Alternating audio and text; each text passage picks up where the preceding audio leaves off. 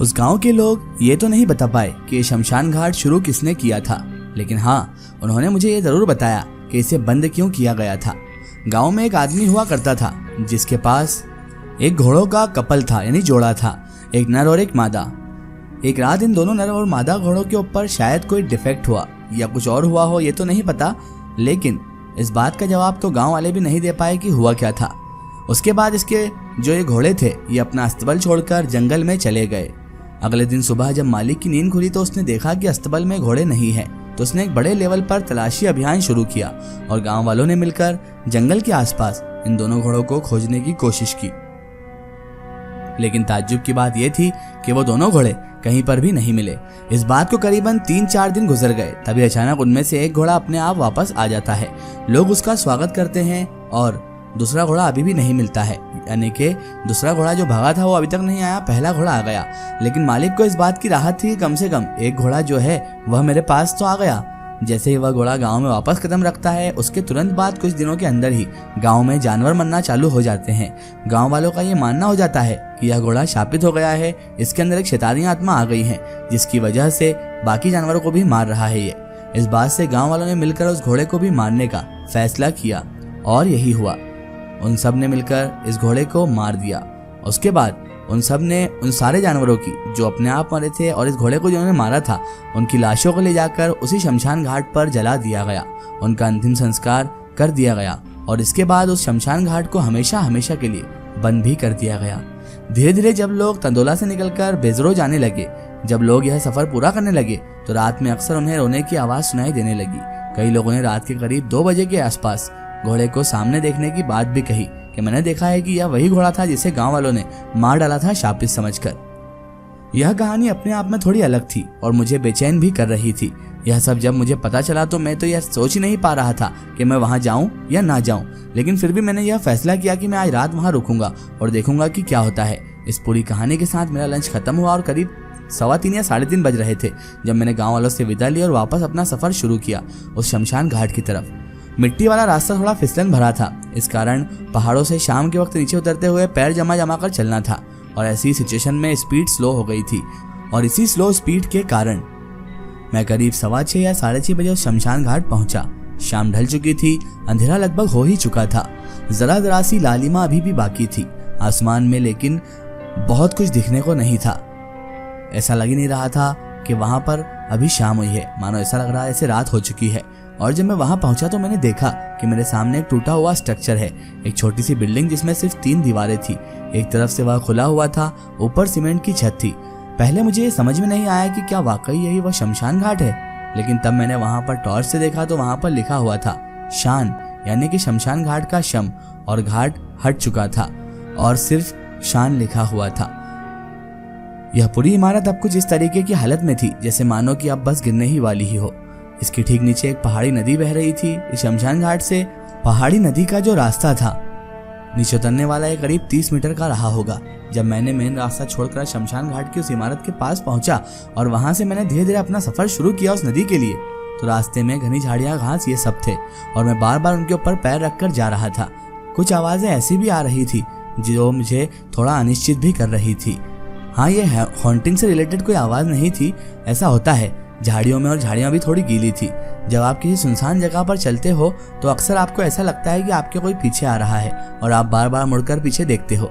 बस कुछ ऐसा ही मेरे साथ भी हो रहा था और मैं बार बार पीछे मुड़कर देखे जा रहा था, लेकिन वहां पर कोई नहीं होता था। ये रास्ता पार करता हुआ मैं नदी के पास पहुंचा। नदी की जो धारा थी एक नॉर्मल स्पीड में थी जैसे एक पहाड़ी नदी होती है। पहाड़ी नदी में बहुत सारे बड़े बड़े पत्थर थे और पानी जो था उन पत्थरों के ऊपर गिरता हुआ नीचे की ओर जा रहा था, यानी उस जगह पर इस नदी की आवाज जो थी वह बहुत तेज थी। अगर आप ऊपर के रास्ते से भी गुजर रहे हैं तो उस नदी की आवाज साफ साफ आपके कानों पर आएगी और जैसे रात ढलती रही वैसे वैसे वह आवाज बढ़ती जा रही थी, क्योंकि रात में पानी का जो बहाव होता है वह थोड़ा तेज होता है और आसपास सन्नाटा होने के कारण भी आवाज जरा सुनाई देती है। मैंने देखा कि आसपास क्या क्या है, क्योंकि जब भी आप इन्वेस्टिगेशन के लिए किसी जगह पर जाते हो तो यह समझना बेहद जरूरी है कि उसके आसपास क्या क्या है, कैसी बिल्डिंग, कैसे लोग हैं, कैसे पेड़ पौधे हैं, कैसा पानी है, आवाज कहाँ से आती है, वगैरह वगैरह। आपको उसे जानना भी बहुत जरूरी होता है, क्योंकि रात में जब आप इन्वेस्टिगेशन कर रहे होंगे तो आपको ही पता होना चाहिए कि आपके कानों तक पहुंचने वाली हर एक आवाज कहाँ से आ रही है और किस चीज़ की आ रही है। रात के करीब 9:30 बजे के आसपास शमशान घाट के पास जो छोटा सा टूटा हुआ स्ट्रक्चर था उसके अंदर मैं चला गया। मैंने अपना बैग रखा और अभी अचानक से वहाँ पर हल्की हल्की बारिश शुरू हो गई। धीरे धीरे बारिश बढ़ती गई और मैं वहाँ बैठा यह प्रे करता रहा कि ये बारिश कब रुकेगी, क्योंकि मुझे वहाँ पर 2 चीज़ों का डर था। एक, जैसे जैसे बारिश तेज होती जाएगी मेरे भीगने के चांसेस बढ़ जाएंगे, क्योंकि मेरे पास कुछ है नहीं, मैं खैर और कुछ नहीं कर सकता था सिवाय इंतजार के। और एक बात का डर था कि कहीं मेरे ऊपर ये टूटा हुआ स्ट्रक्चर गिर न जाए। बार बार मन में प्रे कर रहा था कि बारिश बंद हो जाए या कम से कम धीरे धीरे हो। करीब 10:30 बजे के आसपास बारिश बंद हो गई और आप यकीन नहीं करेंगे, बिल्कुल अचानक से बंद हो गई। अमूमन बारिश तो धीरे धीरे बंद होती है, धीरे धीरे पहले हल्की फिर और हल्की और फिर धीरे धीरे उसकी बूंदें पतली होती जाती हैं, छोटी होती हैं, फिर बहुत छोटी होती हैं और फिर गायब हो जाती हैं। लेकिन यहाँ ऐसा नहीं हुआ, एक बार में अचानक बारिश पूरी बंद हो गई। बारिश के कारण जमीन पूरी गीली हो चुकी थी, जगह जगह पर पानी जम चुका था।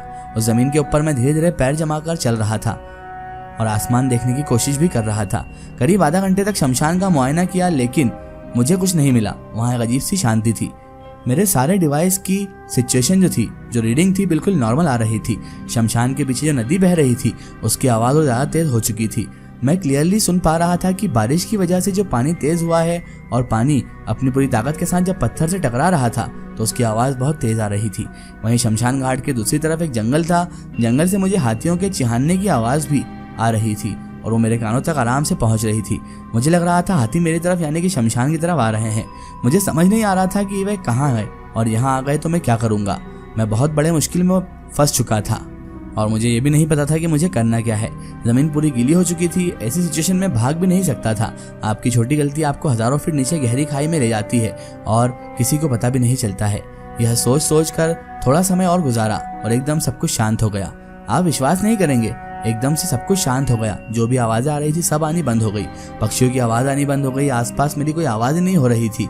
यह सब कुछ अचानक से हुआ। ये थोड़ा स्ट्रेंज था। जैसे ही ये आवाज़ें बंद हुई मैंने तुरंत अपने इलेक्ट्रोमैग्नेटिक फील्ड से आसपास की रीडिंग उठाने की कोशिश की, लेकिन कुछ नहीं मिला। टेम्परेचर लेवल भी लेने की कोशिश की, लेकिन सब एकदम नॉर्मल।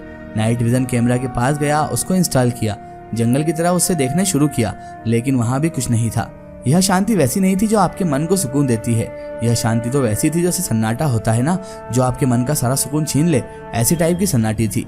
आपका दिमाग हजारों किलोमीटर प्रति घंटे के हिसाब से भागने लगता है और यह सोचने लगता है कि कैसे इस जगह से, इस सन्नाटे से दूर जाया जाए। इस तरह के सन्नाटा वहाँ फैल चुका था। यह शांति अब सन्नाटा बन चुकी थी पूरी तरह से। शायद कहीं ना कहीं मेरे दिमाग पर यह सन्नाटा हावी हो रहा था। मेरे दिमाग में यही चल रहा था कि पूरी रात यहाँ रुकूं और सच जानने की कोशिश करना चाहिए या मुझे यहाँ से निकल जाना चाहिए। इस पूरे पसोपेश में, पूरी कन्फ्यूजन के दौरान अचानक मुझे कुछ आवाज़ें आती है। घोड़ा, जी हाँ घोड़ा।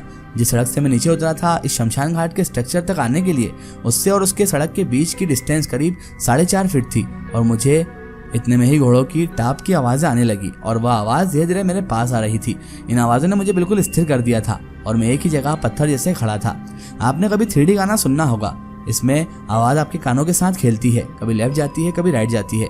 यहाँ एग्जैक्टली यही हो रहा था। बस फर्क इतना था कि यह सब कुछ इन घोड़े की आवाज़ के साथ हो रहा था।